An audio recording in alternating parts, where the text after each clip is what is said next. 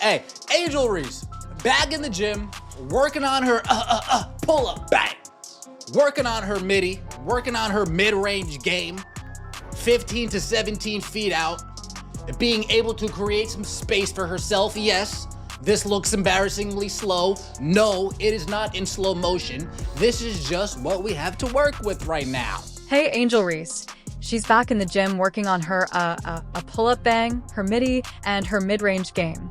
She's able to carve out some space for herself, even though it looks shamefully sluggish. And Mabry comes up with the board. Long pass, perfect to Reese. She was unable to get it in. And they play some beautiful basketball. Again, no Breanna Stewart today. Chicago's missed 7 straight shots. That's off all screen, so she's not getting any easy look. Reese. It's difficult to look away from Lexi Hall's training videos with the Indiana Fever when you first watch them. She's making threes with clean, confident form, and Caitlin Clark is perfecting her lethal mid-range game next to her. The video feels different, polished, intense, and focused, which is why it received 2.7 million views in a single day. Their development coach is guiding every movement, transforming routine drills into championship-level preparation. When Angel Reese's video appeared, you can see the obvious difference. But it's like, work on your weaknesses. Work on your weaknesses and work on the important weaknesses. No more Breanna Stewart. They played some amazing basketball today in Chicago, missing 7 consecutive shots.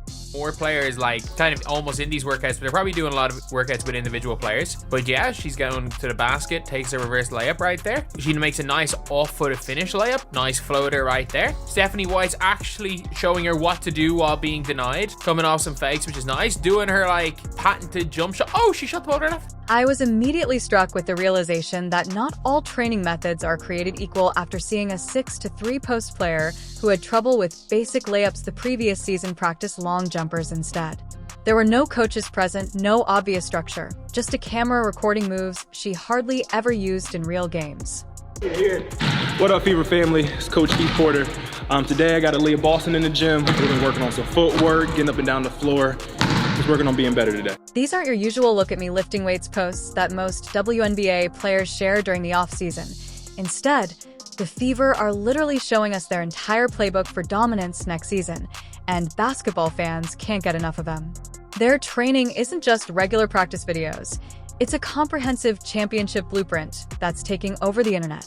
I train about 4 or 5 days a week. A lot of young guns out there now that, they want to take your spot, and I don't blame them, but it's going to be hard because I'm going to go after it. Indeed, Stephanie White is demonstrating for her what to do while being denied by removing some fakes as she goes to the hoop, makes a reverse layup there, and finishes with a great floater. Lexi Hall being back in Indiana, in the gym, working out. We saw Keith Porter in there. We saw Lexi shooting her shots. We saw Lexi with reverse layup. The intentionality with which each player is honing particular skills that fit together like puzzle pieces in a championship image is what really sets these videos apart. Lexi, when Caitlin Clark drives to the hoop, Hall intentionally practices corner shots and quick-release jumpers to create ideal spacing. Sophie Cunningham works on elbow jumpers because that's precisely where opponents will leave her open when they double-team her. Clark, the majority of teams publish generic exercise videos that don't disclose any strategy. The Fever, however, clearly show their game plan and how they're constructing an offensive system in which one component works in tandem with the others, much like a basketball ecosystem growing in front of our eyes. These films are going viral on social media because of Hall's three-point shooting, which sets up Clark's drives and gives Boston post-up opportunities, resulting in kick-out passes to Cunningham's mid-range game. Right? I don't think that's where she's going to be offensively. I think her new coach is taking her away from the basket. More than just a regular trainer, Keith Porter actively defends players and pushes them to reach game speed on the court. His dedication is evident in the fact that he traveled to Massachusetts especially to work with Aaliyah Boston. He's creating a shared vision rather than merely enhancing individual players. According to the documentation, Boston's defensive adjustments from the previous season were addressed when they filmed her working on left-hand finishes and floaters. Boston also developed countermoves when defenders overplayed her right hand, added soft touch floaters when centers competed, and improved footwork to create separation in the post. Veterans have also completely adapted to this system. Howard, Natasha each plays a unique role, and Brianna Turner and Dana Bonner concentrate on honing their pick and roll technique for Clark's passes.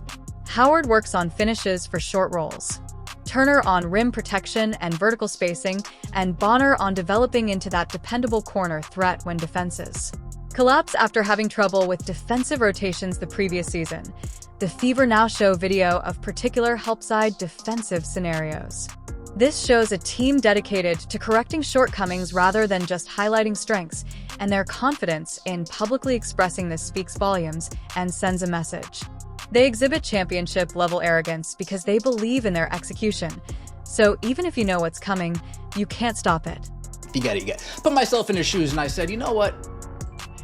If Angel Reese was my power forward and he saw this chart that we're looking at right now, and I see that when she's close around the basket finishing on layups, she's shooting 42%.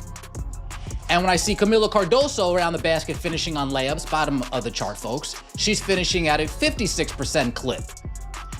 Well, if I'm Tyler Marsh, I am saying to myself, okay, let's make sure that this paint is not congested. These videos, which show the strategic intelligence behind the Fever's development of a system where each player's development directly contributes to the team's championship vision, are now being dissected by basketball analysts and former players. This is an example of a franchise exhibiting true championship culture. Every exercise, repetition, and skill improvement contributes to the overall objective like pieces of a puzzle to make a whole image. The Fever aren't assembling talent at random. Rather, they are systematically building a championship squad, with each member contributing to the team's overall growth in basketball. This is the complete antithesis of pointless practices meant to garner likes on social media. Biggest advice I have for you is going to be how you shoot your layups, period. Like, we're going to fix that. Yeah. That's fixable for you. That culture of championship. When players like Shaq and Lisa Leslie specifically tell you to work on your layups, most players would listen, but not Angel Reese. Her new training video shows her practicing everything except for the things she really needs to improve on, and the discrepancy between her actual weaknesses and what she's working on may be the most revealing thing we've seen all offseason, right? The Fever are building stands in stark contrast to what we just witnessed from Angel Reese.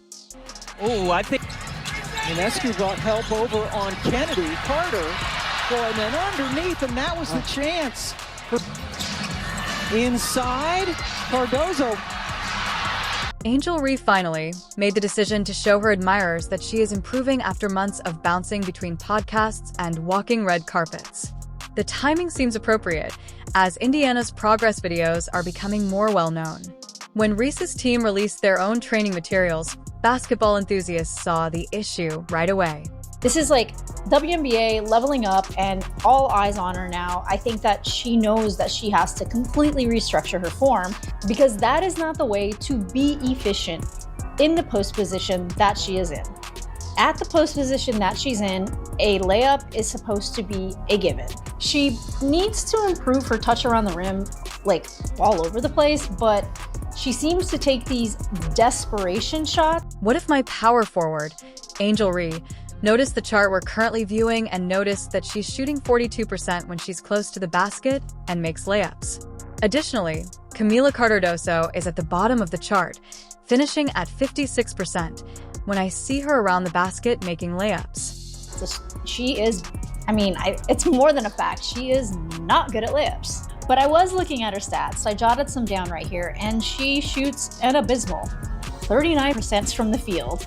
She shot below 50% on shots less than 5 feet away, which is bad. And even worse than that is that shots from 5 to 9 feet, 13%. Angel, despite this obvious weakness, Reese, a 63 post player, had one of the lowest finishing percentages in the whole WNBA last season, shooting a pitiful 44.5% from less than 5 feet.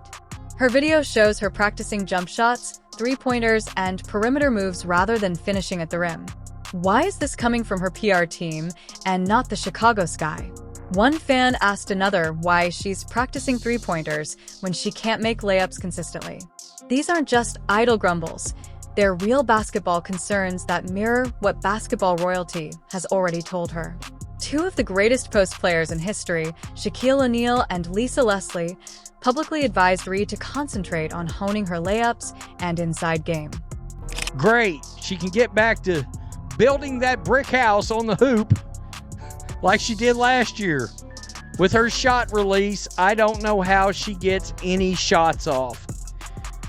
Well, you heard what I said.